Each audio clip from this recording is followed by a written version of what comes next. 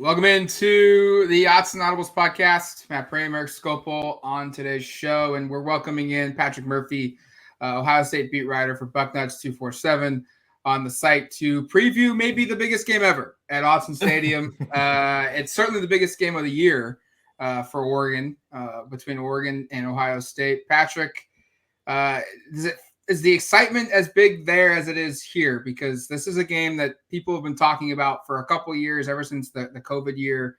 And then on top of that, it's just morphed into Oregon feels like they're a championship team. They know Ohio State feels like they're a championship team. It's a true blue blood coming to Autzen, which doesn't happen very often. Both teams are damn good. Is there a bunch of juice there as it is here? I would say so. I think obviously with it being out in Eugene changes things a little bit. I know we talked a few years ago when the Ducks were coming here. But yeah, I think people are looking at this as the biggest test for Ohio State. And in a season where, similar to Oregon, though I know the Ducks have played Oregon State, it's been like slow ramp up. You had 3 non-conference games that were at home and not very exciting.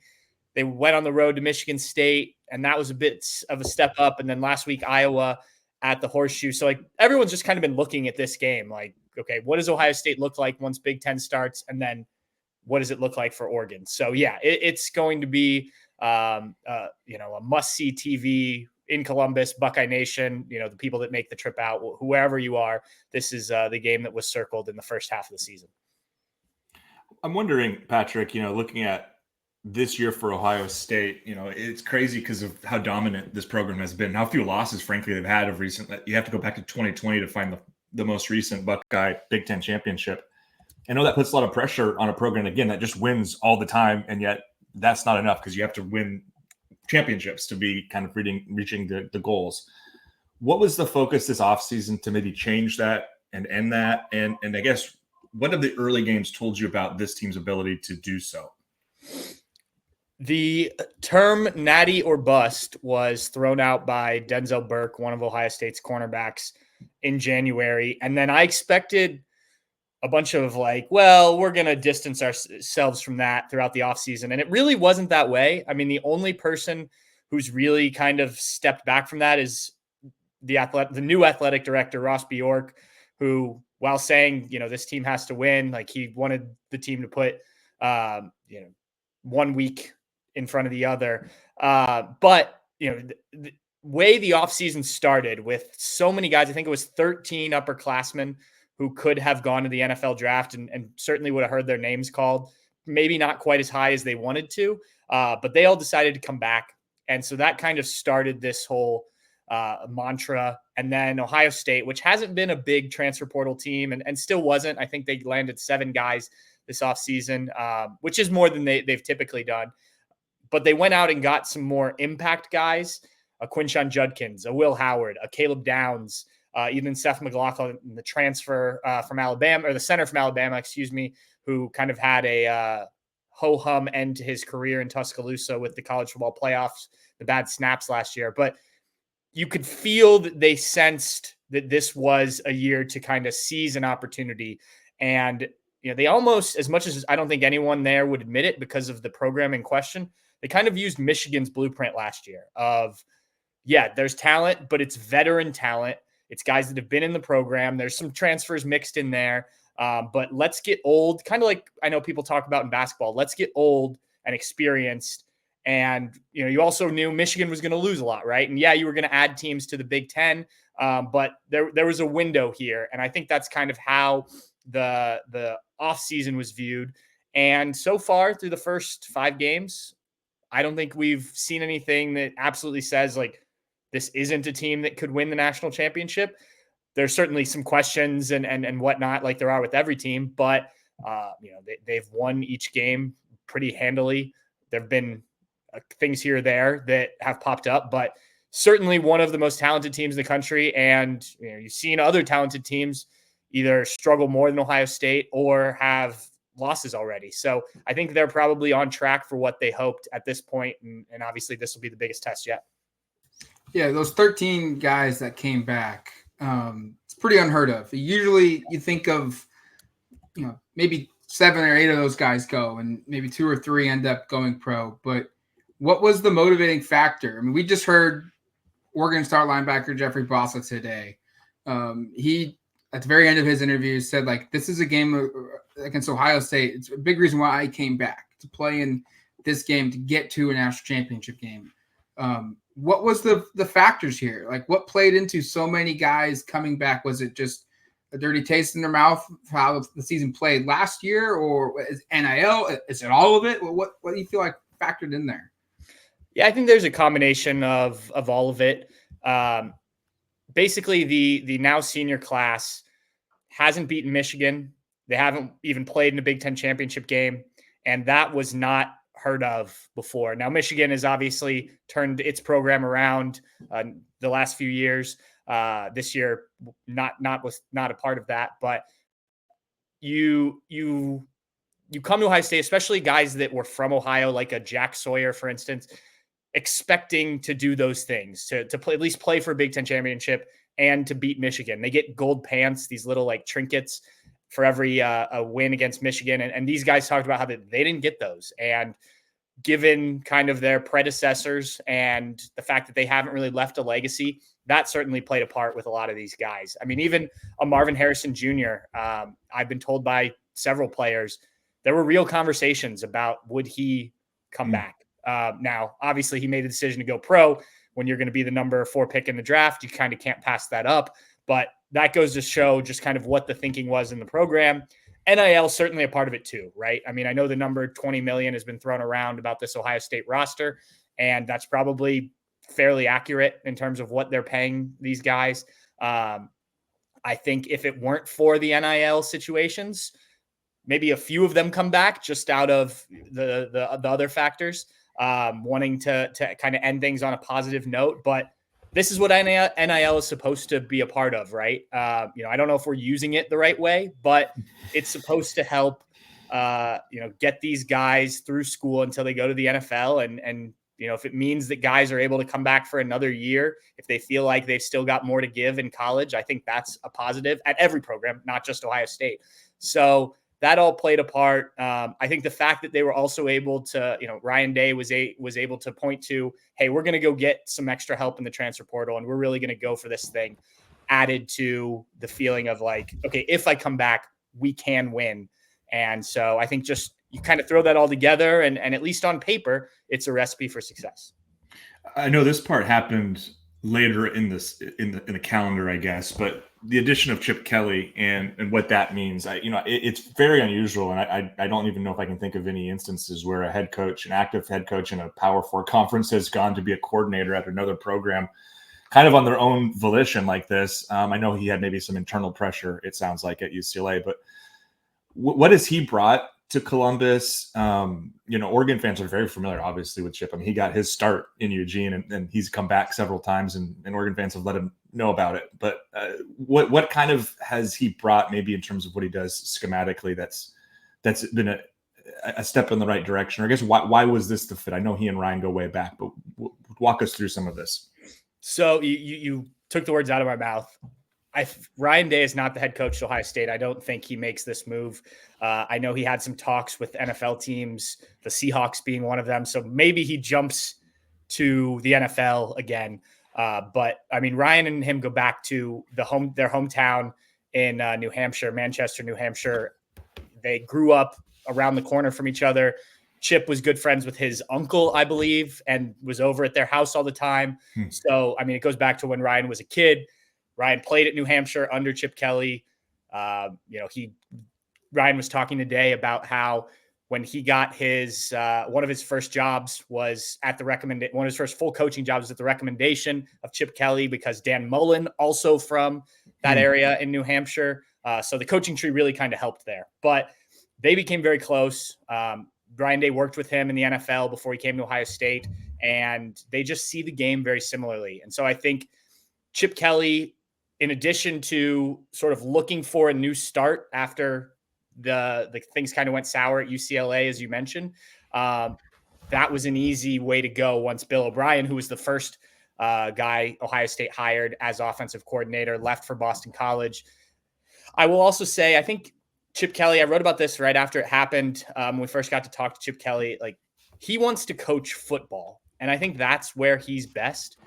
And the recruiting, and not that he can stop recruiting, being the offensive coordinator at Ohio State, but the recruiting and the NIL and all the other stuff that goes into it. And he's talked about it. He's been very open about just wanting to coach ball, as he says. So I think that was a big appeal as well. Like I can come here and just run the offense in an offense that I'm fairly familiar with because it's Ryan Day's offense.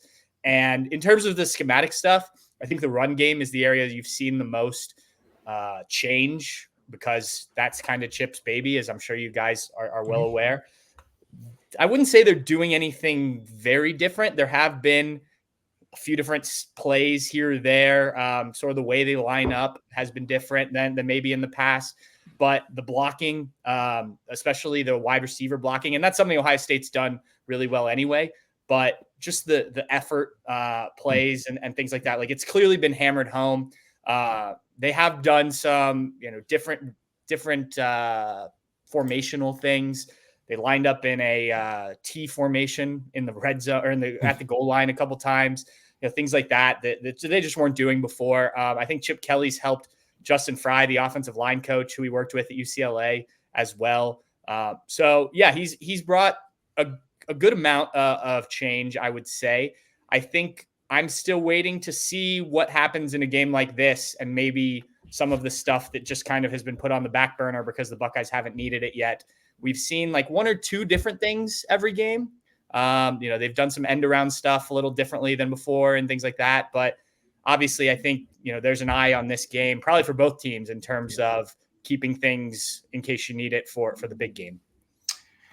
Kyle McCord was the starting quarterback last year, now at Syracuse. Insert Will Howard, who's having a career year, or is on pace for having a career year. And highest completion percentage of his career. He's going to shatter his passing numbers. He's yards per attempt is up, 12 touchdowns, just 3 interceptions. He's only been sacked a couple times. His rating is super high. How has he changed, improved the offense, and how much of this is just getting him around better players? Not that Kansas State wasn't good, but he's also not playing with Jeremiah Smith and Emeka Egbuka. Right. That's certainly a part of it. No doubt. And he talked when he first got to Columbus and through spring practice, like no disrespect to his old teammates, but he had to adjust to the speed of these guys and just how quickly, if you're trying to deliver the ball, it's got to get there quicker, or you've got to release it earlier than you did with some of the guys he played with at Kansas State. I think the biggest thing he's added is the ability to run. The last few Ohio State quarterbacks, really going back to Justin Fields, CJ Stroud could do it. He did it against Georgia in the college football playoff, but he didn't want to. He's now shown in the NFL that he's willing to do it to some degree, but it just wasn't something, whether he was being told not to do it or he wanted to save himself for the NFL. I'm not sure, but he didn't run. Kyle McCord, not a runner, despite the fact that he did tightrope the sideline for Syracuse last week against UNLV, which was completely out of left field based on what we saw a year ago. So having a guy who's not only able but willing to run, I think has been a big factor. And Chip Kelly typically wants at least athletic quarterbacks. And so that was something they were certainly looking at. Dylan Gabriel was a guy that I know they were at least somewhat interested in when he entered the transfer portal. Timing obviously didn't work out on that one. So I think that's something, but also Will Howard came in and realized he had work to do. I think the fact that he didn't hear back basically what he wanted from NFL personnel this offseason, and there were things that he needed to improve on, meant that he came here and got to work. I think he recognizes that this isn't, he's not at Ohio State for 4 years, right? He's here 1 year trying to win, obviously, but also trying to improve. And I think he's taken some strides. Still not the best deep ball thrower. That's something that's come up a few times. His first interception came on a deep shot that just wasn't quite on target. So that's an area that he can still continue to work on. But yeah, I think it's a combination of playing with better players, but also putting in the effort to kind of get those numbers that you alluded to. One of those better players is Jeremiah Smith, who I just have to ask you about because, my gosh, man, I haven't caught every single snap of your guys' season so far, but anytime I turn it on, it seems like he's making a one-handed catch that you just don't see anybody make, much less a true freshman in like his fourth or fifth game. I know it's early here, but like put into context for Oregon fans just how dynamic he is. Ohio State's probably had more receiving talent come out of that school than just about anybody in the country the last 6 to 8 years. Like, is it possible this is like the alpha among that group? And I know that's maybe asking you to say too much here because the guys Ohio State's produced have been nuts, but this guy's really special, isn't he? He's definitely special. And I'd heard a lot of good things as Ohio State was recruiting him and once he committed and all that. I've always just kind of been skeptical, especially with this program, on putting a freshman in that position. You know, usually even a Garrett Wilson and a Emeka Egbuka. I mean, Marvin Harrison Jr. hardly played as a freshman. So I was kind of pump the brakes. And then we get to spring ball and we started to see some of this stuff in the practices we were out there for. And it was like, okay, he's definitely going to have a role. And then it quickly became, you know, he is going to play a lot for this team. And it's just kind of built. He's just special. There's no other way to put it. Physically, he could play in the NFL tomorrow, just with how big and strong he is. And Ryan Day's talked about that kind of being the difference between getting him on the field as a freshman, as opposed to some of those other guys who just weren't as physically developed, needed a year in the weight room so they didn't just get banged up. But then, you know, the catches you talked about, I'm sure anyone listening to this has seen some of those highlights. Yeah. He had 2 in quick succession against Michigan State, had another one last week against Iowa. He's got hands bigger than most. He's also a guy who knows how good he is, but understands that only comes because of work.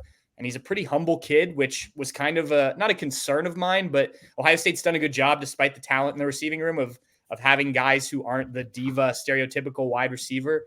And with his recruiting that kind of at least seemed to go down to the wire, if you talk to people now, it sounds like maybe that was not the case as much behind the scenes. But Jeremiah Smith continued to take visits and things like that. And Ohio State allowed it because he's that good. But I kind of wondered, would he be the first, not to necessarily cause problems in the receiver room, but just, you know, I got to get the ball. They got to force me the ball, those type of things. And it hasn't been that way at all. I mean, last week, Emeka Egbuka was the primary target throughout the game. And, you know, Jeremiah Smith is there celebrating his 3 touchdowns with him, just like everyone else. So a special talent. You know, I know we've heard how many times Ryan Williams is 17 years old, the Alabama receiver, which maybe takes a little of the shine off Jeremiah Smith. But like this kid, he's just turned 19 or is about to turn 19 and is doing things that a lot of receivers that have been playing professionally can't do. Now, he still has some areas he can improve. He's worked hard as a blocker to become better in that capacity. His route running, that Will Howard interception I mentioned earlier, he was not the primary read on that play, and he kind of loafed off the line. Like just, you know, he knew he wasn't supposed to get the ball. So he just was running the go route kind of slowly. And then the ball comes and he doesn't make the play on it, or at least try and break it up. And he admitted afterwards he could have done more on that play. And that was a learning moment for him. So still room to grow, but yeah, I don't have words to describe what he's like. I hope the people at the Autzen Stadium get at least one play to just kind of wow at him. I know obviously him catching a touchdown won't make people happy, but I think people will look back in the years and be like, man, that guy, we saw him back then, and we'll have a cool story to tell people. I'm going to pivot here from some questions and talk defense for a second. I think Eric's going to go back to the O-line here in a second, but I look at this group and there's like 12 different, you know, defensively as a unit, like 12 guys have at least half a sack. I think it's like 9 or 7 have at least 1.5 sacks against the run. They're one of the best teams in the country. Yards per carry is just like 2 yards, 2 total rushing touchdowns. Now, I think some of that's probably to your point earlier on about really haven't played anybody that's offensively even average. But they're still doing it, and that matters. And we've seen with Oregon offensively, like we think they're really good, but they haven't shown it consistently. Ohio State is. what do you make of this front seven in particular? Just what makes them so good against the run? Because in these types of games, it kind of boils down to, can you effectively run the football on a consistent basis? Because if you can't, you become one-dimensional, and it opens the door for the opponent to just tee off. And what's made Ohio State so good up front in the front seven? Well, I mentioned the returning guys. All four of the defensive linemen come back from last year. Now, Ty Hamilton wasn't a starter so much. Michael Hall Jr., who went to the Browns, I think started every game, but he rotated in quite a bit. But Jack Sawyer, JT Tuimoloau, and Tyleik Williams were all multi-year starters, or at least now are multi-year starters. JT and Jack started the last 2 years. So that helps, right? Having guys that have experience. Jack and JT were 5-star defensive ends coming out of high school who probably, if things go the way that they planned, would be in the NFL now, but it didn't. And so they're back, but still very talented. The game last week against Iowa was, I think, the litmus test for this defense, at least thus far. Going up against Caleb Johnson, who was second in the country in rushing yards coming into the game. And I figured, maybe they'd contain him a little bit. And I guess if you look at the final numbers, I think he ended with, I have it pulled up here, 86. But I think 34 of those and his touchdown came against mostly backups in the game. So they did what they were supposed to. Now, I will say the linebackers have been the weak point of this defense so far. Cody Simon, the middle linebacker, missed the first game, was injured during preseason, came back and just was kind of still getting his feet underneath him. I think he was a starter 3 years ago. And then when Jim Knowles, the defensive coordinator, came in, they went to a 2-linebacker system and he was kind of the odd man out. So this is his first year back starting, and then he gets hurt. Sonny Styles, who is the other linebacker, was a safety the last 2 seasons. And so I think he's still transitioning and kind of, he admitted, thinking too much. Now, against Iowa, they were both very good, but some of that is probably, when I was watching it back, like, your one job is stop the run, go get whoever has the ball. Right. And I think against Oregon, that's going to be much more difficult. Like, Sonny Styles had to play against Michigan State, where the tight end caught the ball on a choice route, and like the move off the line just left Sonny Styles flat-footed. And by the time the ball was thrown, there were 3 steps between him and the tight end. And so I think plays like that is where Sonny Styles may still be able to be exposed. Now, I know he's working on these things. I will say they did a lot of 3 linebackers on the field against Iowa as well, which probably helped against the run. I can't imagine that they will do that against Oregon, given the difference in offense. But if they do, Arvell Reese is the guy who usually comes in, and he actually takes over at middle linebacker. Sonny Styles goes to Sam, and Cody Simon goes to Will. That was effective, but again, I just don't see how you would do that in this matchup. Matt, I'm also going to deviate to ask just a real quick follow-up that I think you can keep rather succinct. Is there like an ongoing debate among the fan base between who's better between Jack Sawyer and JTT? I asked that because they were both, I just looked this up. This is number 4 and number 5 in the recruiting class, regardless of position, like 1 and 2 at defensive end. And they've been together for 3 years. Is that something that goes on? And what side of the debate, I guess, are you on? Yeah, I think the debate is, can they ever live up to that ranking you just brought up? Because there are moments where you're like, there it is. Like JT had his sophomore year against Penn State, had like 2 interceptions, returned 1 for a touchdown, had 2 sacks, had this monster game, but you haven't seen anything like that since then. Jack Sawyer really came on at the end of last year. So I think both are very talented. It's just a matter of like, can you bring it every play that you're on the field? And I just don't know if either of them have done that consistently.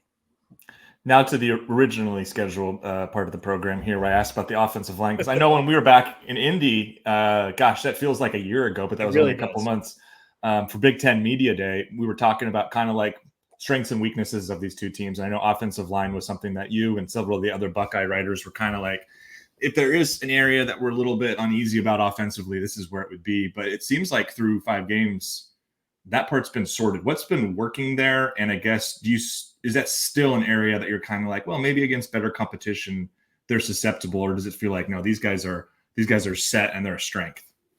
I would say I'm in the middle, leaning towards wanting to see it this weekend. And last week against Iowa made Buckeye fans feel a lot better, I think, about the offensive line.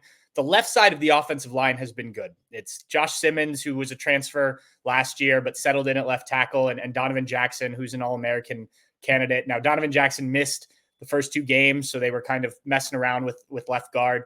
But now that everyone's there, you've started to see it come together. And I thought the right side of the offensive line looked much better the last couple weeks with Josh Fryer at right tackle and Tegra Shabola at right tackle. Or right guard, excuse me. They were rotating the 2 guards after Donovan Jackson came back. They did not do that against Iowa. It was almost all Tegra. Austin Sareveld played only, I think, 3 snaps at the end of the game. So it looks like they've set their front 5. Now, can you handle, I tweeted it after the game on Friday night, Oregon, Michigan State. Like these defensive ends are going to be the toughest challenge for these tackles, no doubt about it, on Saturday. And obviously the interior for Oregon is no joke either. So this will be the biggest test for me in terms of, is this offensive line, as you said, kind of set it and forget it, or there's still those cracks in the armor. But I do think Buckeye fans feel better after a week ago. I think one of the strongest suits of this Ohio State team is its secondary. Their ability to prevent explosive plays is remarkable. I think they have nothing over 30 yards. And I don't care who you're playing, and even your backups and blowouts come in, and you're not allowing 30-yard, at least one in 5 games. That's pretty remarkable. Why are they so successful there? So 2 years ago, when Jim Knowles first came in, he had this philosophy of, we can give up 4 or 5 explosives and still win the game. And that did not work. Well, it worked most of the season until they played Michigan and Georgia, 2 teams that are pretty good in my estimation. So last year he shifted his defensive philosophy some, played more of like the shell defense, where they want to keep everybody in front and make tackles. And that was much more successful. He didn't blitz as much. He wasn't as aggressive, and they were, it worked.